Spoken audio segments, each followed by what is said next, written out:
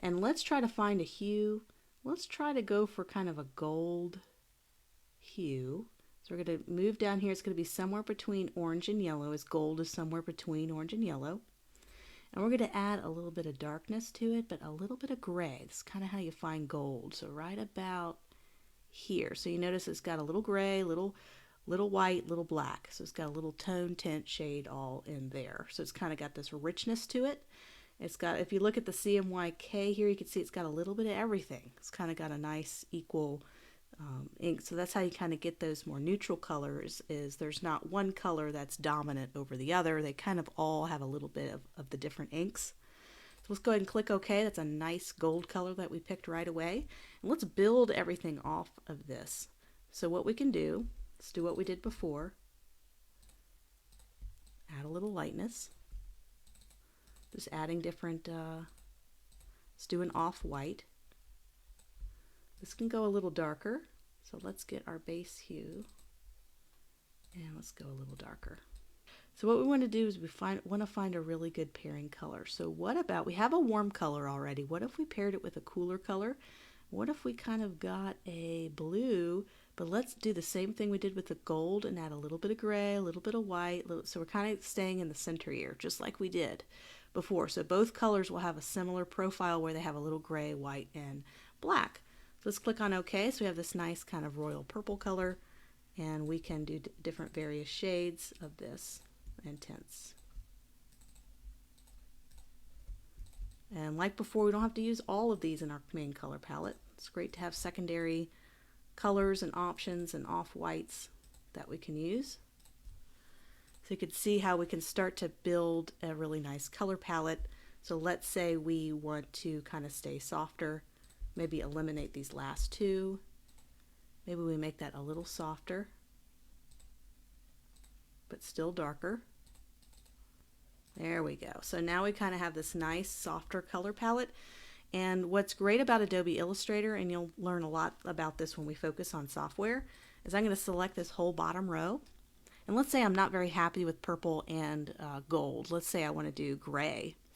I can go up to Edit, Edit Colors, and I'm just going to convert to grayscale.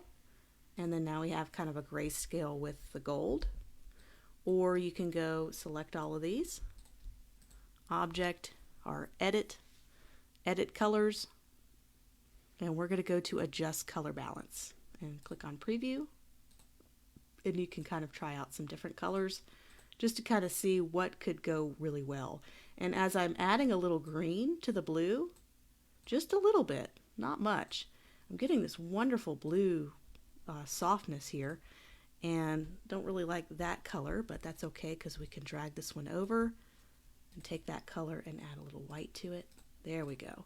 So that could be another really wonderful, soft, kind of elegant, high-end color palette. So different from that super high contrast, bright, vivid color palette.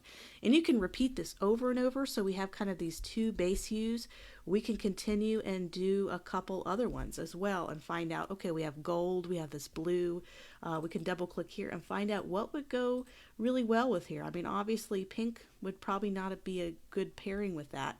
But we have kind of some warm tones, soft tones, and kind of this blue. You know, it'd be nice to get something really neutral in there. So maybe we can kind of try, and it could be as neutral as gray, right? So we can have gray with this color palette, and we can have different shades and tones of gray.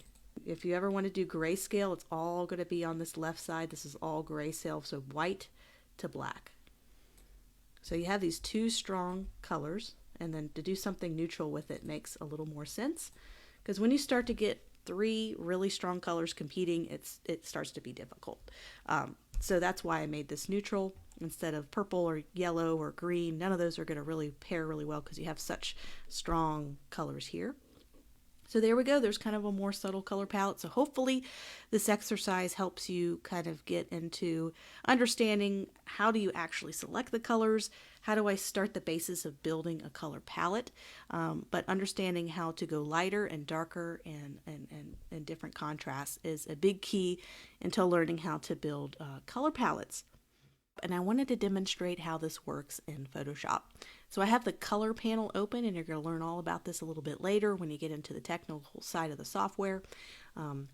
But this is kind of how, instead of the hue cube, you have lots of different options in Photoshop of how to display the color wheel. So here's the hue cube. This is what we did in Adobe Illustrator, so this will look very familiar to you. We just did all this.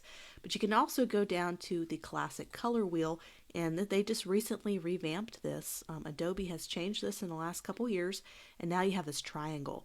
So same thing with the hue cube. We're adding white, tint, shade, black, pure hue to the right, and then you can change your hue by going around the color wheel. So this is just a really nice, handy color picker. You're going to also see this in Affinity Designer and Affinity Photo. They have a very similar triangle color wheel selection. Of course, there's grayscale slider. We can pick a color and do the grayscale. There's a lot of different options here to explore, but I mostly use the hue cube and the color wheel. Those are going to be the two that we're going to use the most in graphic design and in design projects.